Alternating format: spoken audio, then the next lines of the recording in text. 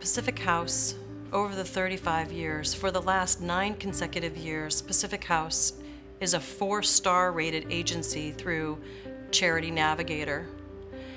And what that means for Pacific House is that for 9 years, we've reached the top in terms of a rating. And out of over the 9,000 agencies that Charity Navigator rates, Pacific House is in the top 3% of those agencies in terms of the human services category, which is really huge for the agency, I believe. I have to mention how grateful I am for so many donors, volunteers, Meal a Month program participants. You really can see the love and care that they have for our shelter guests. And they really want to make a difference. And I believe that all together we have made a difference. Pacific House has helped thousands of people get off of the streets. We've served over, it's like McDonald's, we've served like over 1 million served, should be our tagline. When COVID hit, I was just fearful for our clients because my first thought was, what are we going to do? Everybody's in emergency shelter. If they're not in one of our deeply affordable properties, they're in the shelter, they're on top of each other. How is it that they're going to social distance? So internally, I had this massive fear.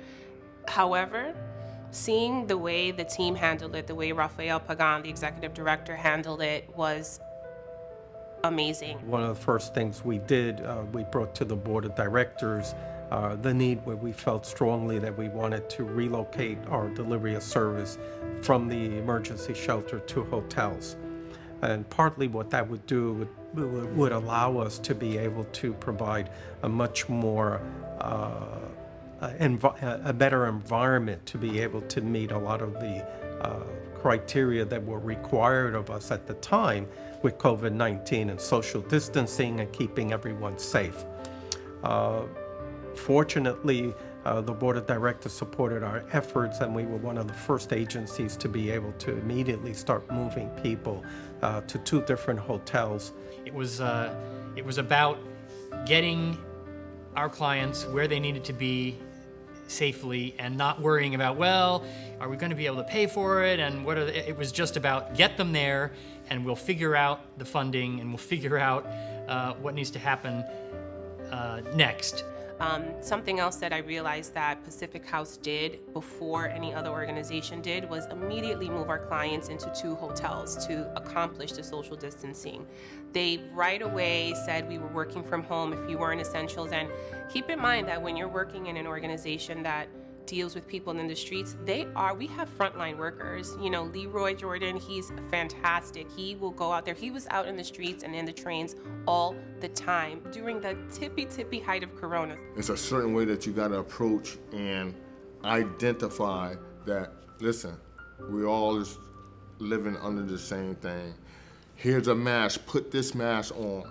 I could talk to you. And immediately, for instance, and I'm only speaking, for the board level, what I noticed immediately was we went to once per week Zoom calls. And that is a lot for a board. And they were always very meaty, very content-driven, very issue-driven board meetings. How can we handle this?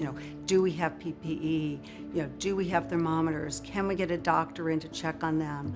What could we negotiate with the hotels? How are we going to get meals now? And it was amazing to me, the detail and the level of involvement that everyone was willing to go to. I was very impressed. And at the same time, continuing, even through all that, we continued to also have strategic planning calls, and we would devote a board meeting. Now, this is only going to be strategy, and we're going to talk about staffing, and we're going to talk about properties that we might be purchasing in order to help, with the overflow that's occurring in Danbury, and we're talking about expanding. And it was just amazing to me, the call to action and the creativity that was used during that time.